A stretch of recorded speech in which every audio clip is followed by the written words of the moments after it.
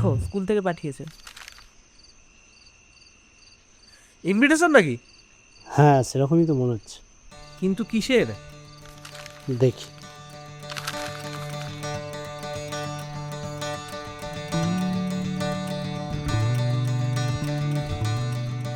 হ্যাঁ, স্কুলের শতবর্ষ অনুষ্ঠান আছে না, আমাদের ব্যান্ডের একটা প্রোগ্রামের জন্য ডেকেছে। বাহ, তো খুব ভালো ব্যাপার, দারুণ ব্যাপার। স্কুলের প্রোগ্রাম বলে কথা।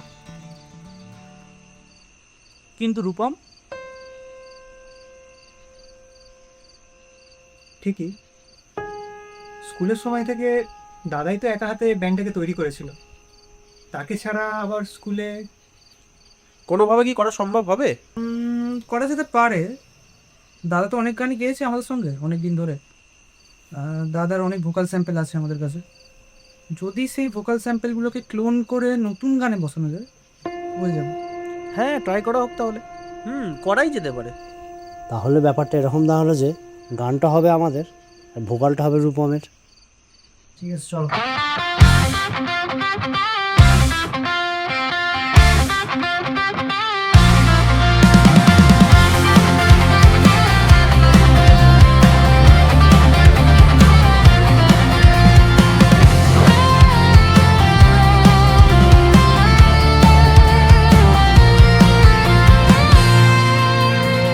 ব্ল্যাকবোর্ডের সাদা লেখায় ছিল শৈশবের রূপকথা। এতদিন পরে আবার সেই শৈশবে ফিরে আসা। প্রেয়ার লাইনে খুনসুটি আর টিফিনের সময় গোনা। আজ সব বর্ষে মনে স্মৃতি জমে আছে এক আশা। ক্লাসরুমে বন্ধুরা হই হুল্লোড় কলরব, এখন শুধুই নীরবতা, সেই বন্ধুদেরই অভাব। কেউ দাঁড়িয়ে কান ধরে, কেউ হয়ে নীল ডাউন, একটা গোটা ইতিহাস জুড়ে আমাদের স্কুল গ্রাউন্ড। আসলে স্কুল মানেই নস্টালজিয়া, শৈশবের ইউটোপিয়া। ফিরতে চাই, বাঁচতে চাই হারানো দিনগুলো, শৈশবের ইউটোপিয়া।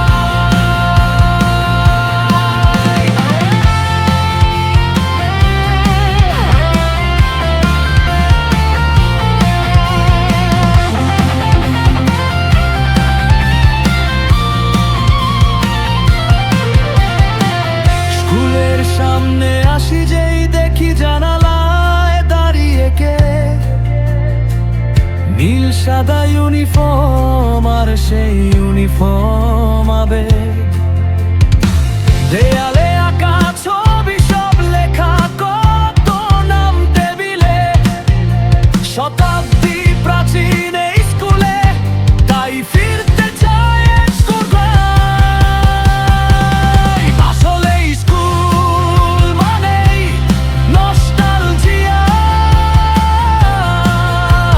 শৈশবের ইউটোপিয়া।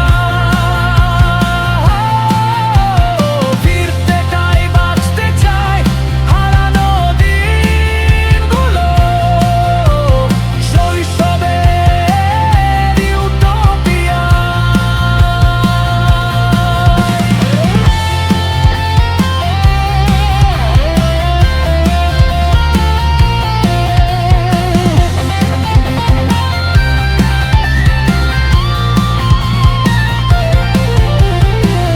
ভালোবাসার রায়পুর নদীর ধার, একটা স্কুল তোমার আমার।